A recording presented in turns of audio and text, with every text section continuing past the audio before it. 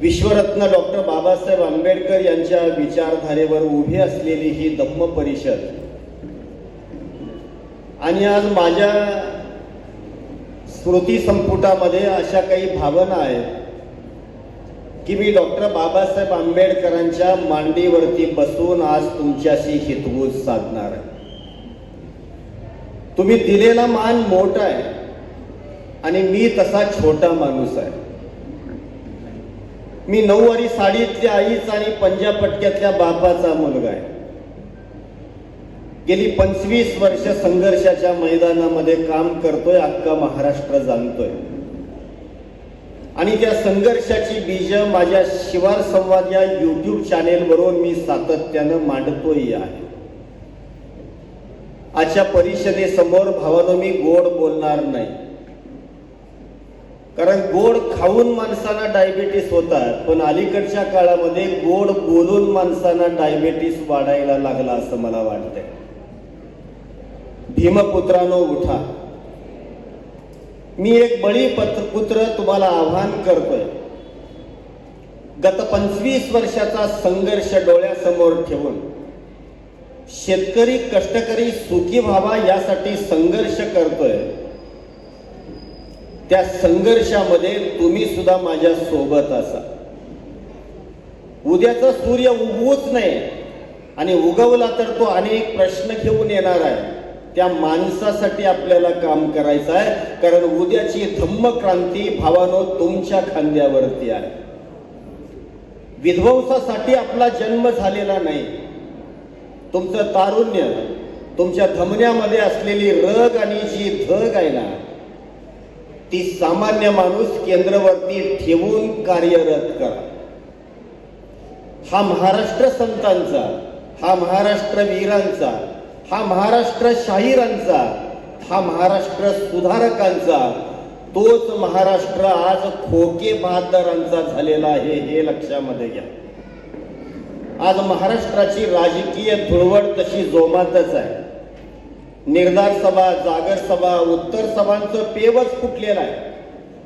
शासन आपल्या दारी 2-2, 3-3, 4-4 कोटी रुपयाचा खर्च करून शासन आपल्या दारामध्ये प्रदर्शनासाठी येत आहे. माननीय उद्धव ठाकरे गद्दारांच्या वरती तोंडसूक घेत आहेत. माननीय राज ठाकरे जुन्या प्रश्नांचं मड वारंवार उकरत आहेत. अजितदादा पवार शरद पवारांच्या वरती तोंडसूक घेत आहेत. माननीय एकनाथ शिंदे अलिबाबाच्या भूमिकेत तर त्यांच्या 40 तोरांची चलती मात्र जोरात आहे. ज्यांना भूमी पुजायला जमीन नव्हती ते शेकडो हेक्टरचे मालक झालेले आहेत. माननीय देवेंद्र फडणवीस पुन्हा येईन म्हणायचे बंद झालेले आहेत. माननीय छगन भुजबळ करोडोची माया गोळा करून ओबीसीचं कोलीत हातामध्ये घेत प्रामाणिकपणाचा आव आणत आहे आणि बिचारी ईडी सुद्धा त्यांना प्रामाणिक ठरवते आहे. माननीय धनंजय मुंडेंच्या पत्नीची कैफियत ऐकायला कोणच तयार नाही. माननीय संजय राठोडांचं पूजा प्रकरण, तरीही ते मंत्री झाले. सत्ता बदलातील 21 आमदारांना क्लीन चिट दिली जाते. हे जे आजचं महाराष्ट्र राजकारण आहे ते भीमपुत्रांनो आपल्याला अंतर्मुख करायला लावणार आहे. हे आजचे सगळे राजकारणी म्हणजे IPL चे खेळाडू आहेत. आज या बाजूने खेळतील, उद्या त्या बाजूने खेळतील. जिथून आपला खेळ पूर्णत्वास जाईल त्या त्या पक्षाचा झेंडा खांद्यावरती घेऊन हे मिरवणार आहे. यांच्या खांद्यावरती भावानो झेंडा कोणताही असला तर दांड तुमच्या हातामध्ये याचं विस्मरण करू नका. या सगळ्यांचं जे भांडण आहे ना, ते गाईला वैरण कुणी आणायची आणि गाईचं शेण कुणी काढायचं याच्यासाठी भांडण नाही. यांचं भांडण गाईच्या कासत कुणी बसायचं याच्यासाठी. ईडी असेल, CBI असेल, न्यायव्यवस्था असेल, ह्या स्वायत्त संस्था आज संशयाच्या भोवऱ्यामध्ये अडकलेल्या आहेत. सरकार सत्तेवरती कुणाचं येवो, आतापर्यंत अनेक सत्ता आल्या गेल्या. वेगवेगळ्या पक्षाचे झेंडे विधानसभेवरती लोकसभेवरती लागले, फरक एवढाच पडला, फक्त वसुलीचा कारकून बदलला, याच्या पलीकडे आमच्या जगण्यामध्ये काही फरक पडला नाही. मग आज या धम्म परिषदेमध्ये मी तुम्हाला आवाहन करतोय, हिशेब कुणाकुणाचे चुकते करूया एकदा सांगा. राम मंदिर उभा राहिलं, बीजेपीनं त्याचं राजकीय मार्केटिंग केलं. रामकृष्णाचे गौड बंगाल लिहिणाऱ्या बाबासाहेबांना हा राम मंदिराचा खर्च पाहून काय वाटत असेल, हा प्रश्न मला या ठिकाणी आश्वस्त करतोय. तुम्ही आम्ही बदललं, मताला पैसे दिले जातात आणि मताला आम्ही पैसे घेतोय. ही महाराष्ट्राची संस्कृती नाही, ही या भारताची संस्कृती नाही. आमच्या चळवळी पक्षाच्या गुलाम होऊ पाहत आहेत, याचं दुःख कुठंतरी माझ्यासारख्याला बोचत आहे. आम्ही महामानव ही वाटून घेतलेत. डॉक्टर बाबासाहेब आंबेडकर बौद्धांचे, टिळक चित्पावन ब्राह्मणांचे, गाडगे बाबा परीट समाजाचे, यांच्या जयंत्या पुण्यतिथ्या हा सुद्धा स्वतंत्र जाती जमातींचा विषय झालेला आहे. कुसुमाग्रजांची एक फार सुंदर अशी कविता आहे, मुक्तायन या काव्यसंग्रहामध्ये आहे. जयंतीच्या उत्तर रात्री सर्वत्र सामसूम झाल्यावर पुतळ्याने झटकून टाकले अंगा खांद्यावर साचलेले असंख्य नमस्कार आणि तो पुटपुटला, यानंतर पुढील जयंतीपर्यंत मला फक्त कावळे सहन करावे लागतील. कुसुमाग्रजांची तशीच महात्मा गांधींच्या विषयीची एक कविता आहे पहा. तुम्हा प्रत्येकाच्या पाठीमागं निदान एक जात तरी आहे, माझ्या पाठीमागं फक्त सरकारी कचेऱ्याच्या भिंती. हेच वास्तव आहे आजचं. आम्हा तरुणांचे सुद्धा आदर्श बदलले. आम्हा तरुणांच्या आज चर्चा काय आहे? प्रियांकाला कितवा महिना लागला? बाळंतीण झाल्यानंतर बारशाला जा मित्रा. सलमान 40शीत आला, त्याचं लग्न कधी होणार? ती हास्य जत्रेमध्ये काम करणारी मला वाटते प्राजक्ता माळी दिसायला छान आहे, निवेदनही छान करते, तिच्या दुसऱ्या लग्नाची चिंता आमच्या तरुण मित्रांना भेडसावते. मित्रा, 100% तुझ्या गळ्यामध्ये ती माला घालणार नाही, हे लक्षामध्ये घे. अरे त्याच्यापेक्षा माझ्या अवतीभोवती असे 40शीचे अनेक सलमान आहेत. अनेक मायेमाऊल्यांची आबरू दिवसा ढवळ्या लुटली जाते. तिथं तुझं तारुण्य कारणी ठरणार आहे का? हा प्रश्न या ठिकाणी मला अस्वस्थ करतोय. आमचे आयडॉल कोण आहे? गावागावामध्ये अक्षरशः बॅनरबाजीला ऊत आलाय. आमचा आधारस्तंभ, रोज गड्याला संध्याकाळी आधार देऊन घरामध्ये न्यावा लागतो, तरी बायको समोर स्तंभच, तो आमचा आधारस्तंभ आहे.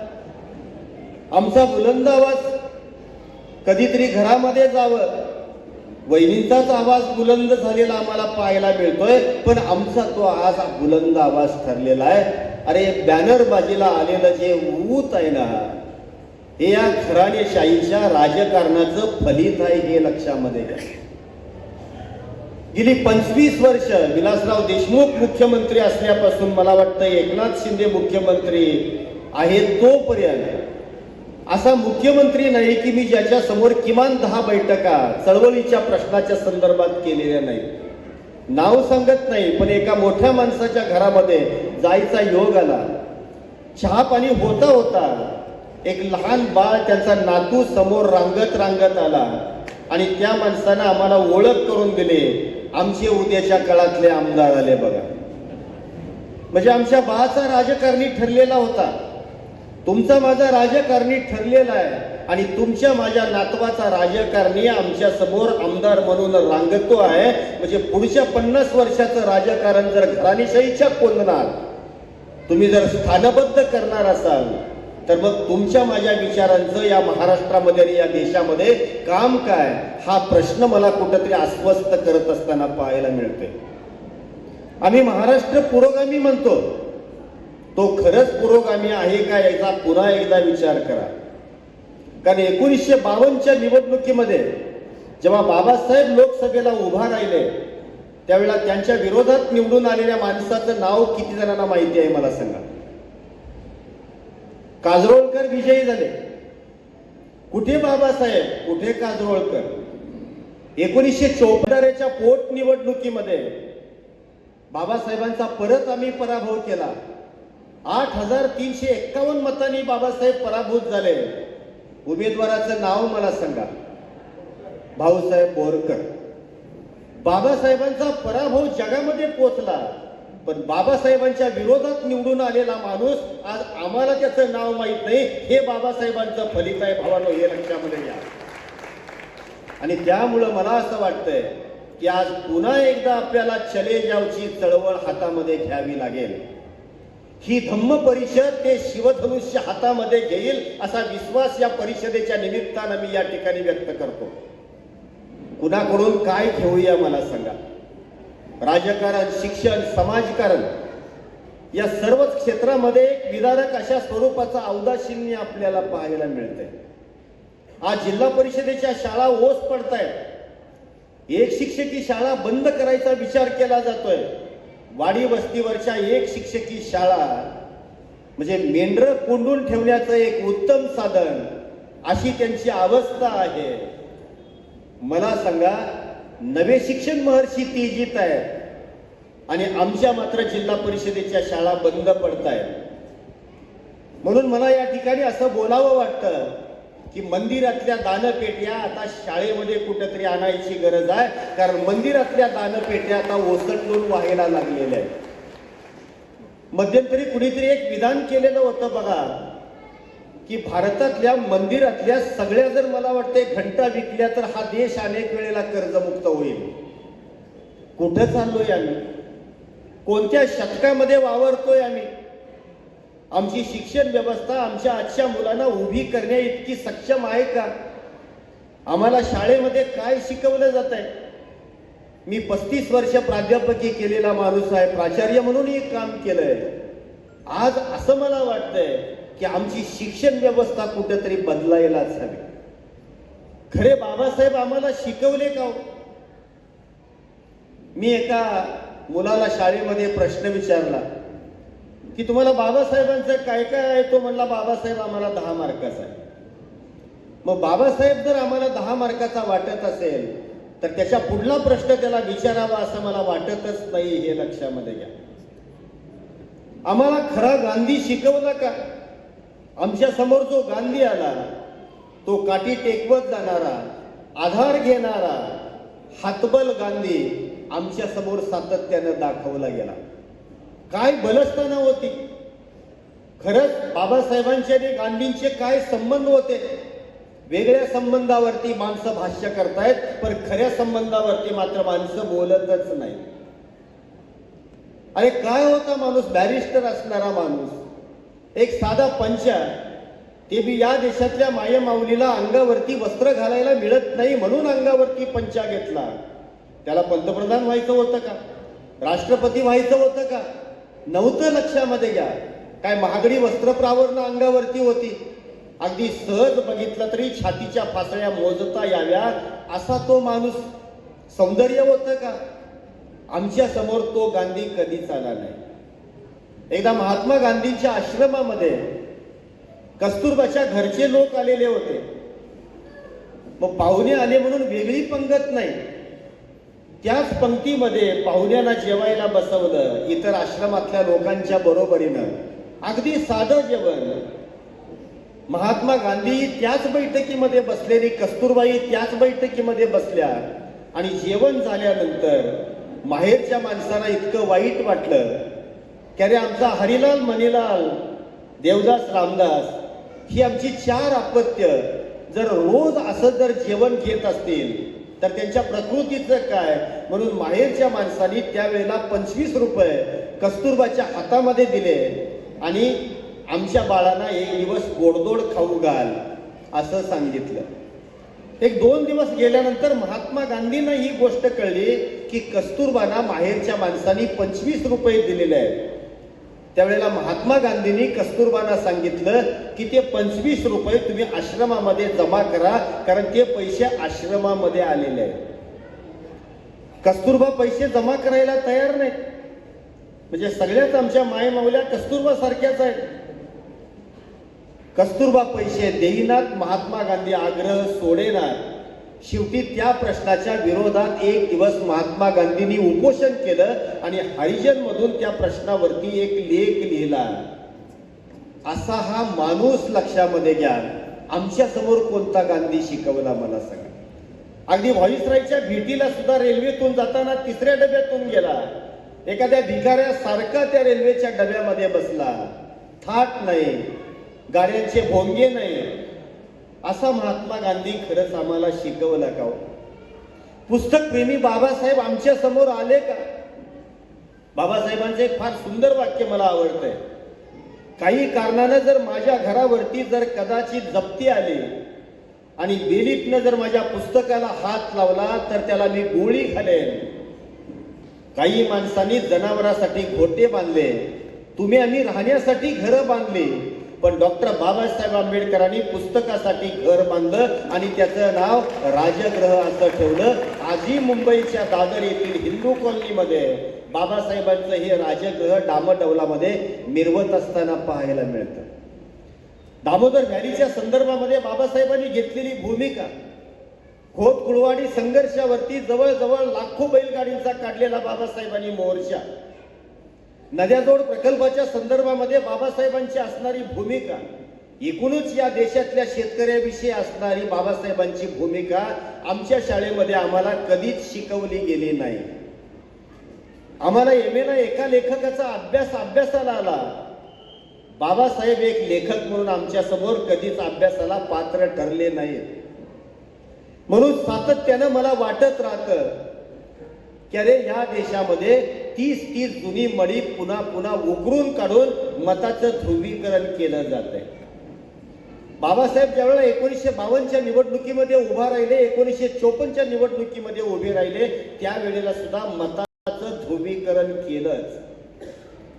अशीच काही वेगवेगळ्या जातीतली माणसं उभा करून बाबासाहेबांचा पराभव घडवून आणला. आज या ठिकाणी सुद्धा तीच रणनीती पुन्हा 2024च्या निवडणुकीमध्ये उभी केली जाणार आहे. म्हणून मगाशी किरण माने साहेबांनी केलेलं जे विधान होतं ना, ते अंतर्मुख करणार आहे असं मला वाटत राहतं. मला सांगा, सावरकर आणि ब्राह्मणवाद, गांधी आणि बाबासाहेब संबंध, सातत्याने या संबंधावरती काही ना काही भाष्य केली जात आहेत आणि जनमत एका वेगळ्या अशा उंचीवरती नेऊन ठेवलं जात आहे. असू दे सावरकर तर सावरकर, त्या काळामध्ये भले त्यांनी स्वातंत्र्यासाठी काही काम केलं असेल, काही जातीयवाद सांभाळला असेल, सावरकरांना बाजूला ठेवा. आज आम्ही कसं जगायचं या प्रश्नावरती तुम्ही का बोलत नाही? वाद घालायला सुद्धा या सगळ्या लोकांना महामानवच हवे आहेत हे लक्षामध्ये घ्या. कारण चौकामध्ये उभा राहिलेले जे महामानवांचे पुतळे आहेत ना, ते आज जरी आम्हाला आमचे आदर्श वाटत असतील तर भविष्यामध्ये हीच ठिकाणं कधी वादाची होतील हे आपल्याला कळत नाही, हे लक्षामध्ये घ्या. पण एक आहे की ही माणसं आमची संपत्ती आहे. याच माणसाने आमच्या आयुष्यामध्ये काही ना काही बदल घडवले. स्वातंत्र्यासाठी भले जहाल मतवादी, मवाळ मतवादी, क्रांतिकारी असे तिन्ही जरी प्रवाह असले तरी ध्येय एकच होतं, स्वातंत्र्य प्राप्ती. कशी जगली माणसं? एका शर्ट वरती आणि विजारीवरती आगरकरांनी आपलं महाविद्यालयीन शिक्षण पूर्ण केलं. आगरकरांचं आईला लिहिलेलं पत्र फार उद्बोधक आहे की आई, तुला असं वाटेल की मी शिकून मोठा होईन, गलेलट्ट पगाराची नोकरी करेन. नाही आई, मी समाजासाठी काम करणार आहे. हेच आगरकर जेव्हा काळाच्या पडद्याआड गेले तेव्हा त्यांनी एक मृत्यूपत्र लिहून ठेवलेलं होतं की मी माझ्या आयुष्यामध्ये जे काही कमवलेलं आहे ते माझ्या उशाला मी ठेवलेलं आहे. अखेरच्या क्षणी जेव्हा आगरकरांचा उसाचा चपला, तेव्हा त्या उशाला 10,000 रुपयाच्या केवळ 2 नोटा होत्या आणि त्यातून माझं क्रियाकर्म करा हा त्यांचा संदेश होता. मला वाटतं या देशातल्या यच्चे यावत राजकारण्यांचे उशे एकदा चापसायलाच पाहिजेत असं मला वाटतं. काय चाललंय, कुठं चाललोय आम्ही? अरे या देशामध्ये अनेक आदर्शाचे दीपस्तंभ आहेत, होते. या देशाचे पंतप्रधान लाल बहादूर शास्त्री, त्यांची सुनील आणि अनिल ही 2 मुलं दिल्लीमध्ये सुद्धा बसनं महाविद्यालयामध्ये जात असायचे. एक दिवस पंतप्रधान कार्यालयाची शेव्हरोलेट इम्पाला घरामध्ये होती आणि सुनीलने अनिलच्या मित्राचा वाढदिवस होता. वहिनी असं म्हणाल्या, अरे गाडी लावलेलीच आहे तर बस तर कशाला जाता, गाडी घ्या आणि त्या वाढदिवसाला जा. सुनील आणि अनिल ड्रायव्हरला घेऊन त्या वाढदिवसाला गेले. वाढदिवसाहून परत आल्यानंतर संध्याकाळी जेवताना वहिनीने शास्त्रींना सांगितलं की सुनील आणि अनिल तुमची गाडी घेऊन मित्राच्या वाढदिवसाला गेले होते. लगेच शास्त्रीने आपल्या ड्रायव्हरला बोलवलं, गाडी किती किलोमीटर फिरली या बघ. तर त्यावेळेला ड्रायव्हर असं म्हणाला की गाडी 14 किलोमीटर साहेब फिरलेली आहे. लगेच शास्त्रीने त्या ठिकाणी पंतप्रधान कार्यालयाला पत्र दिलं की माझ्या कामाव्यतिरिक्त आज माझी गाडी 14 किलोमीटर फिरलेली आहे. माझ्या साधारणतः मानधनातून 14 किलोमीटरचे जे शासकीय नियमानं पैसे होतील ते कपात करून घेण्यात यावेत. कुठं कुठं गाड्या फिरतात आताच्या लोकनेत्यांच्या. गोकुळच्या कुठं फिरतात, केडीसीसीच्या कुठं फिरतात, सायरन किती वाजवतात, काय काय चाललंय मला सांगा. ट्रॅफिकला किती त्रास. सायरन वाजायला लागला की आपल्या अंगावरती काटे येतो. लक्षात घ्या, कोणता आणि मोठा धाड टाकायला चोर आला कोणास ठाऊक. ही माणसं आमची होती, लक्षामध्ये घ्या. विनोबाजी भावेना 22 भाषा येत होत्या. एकदा विनोबाजीने विनोबाजींना एक पत्र लिहिलेलं होतं आणि ते पत्र बघितल्यानंतर विनोबाजींनी ते पत्र टरा फाडलं आणि कचऱ्याच्या कुंडीत फेकून दिलं. तिथं आश्रमामध्ये असणारा एक बजाजांचा मुलगा, त्यानं ते सगळे कचरा कुंडीतले ते सगळे तुकडे गोळा केले आणि ते पत्र असं जुळवलं.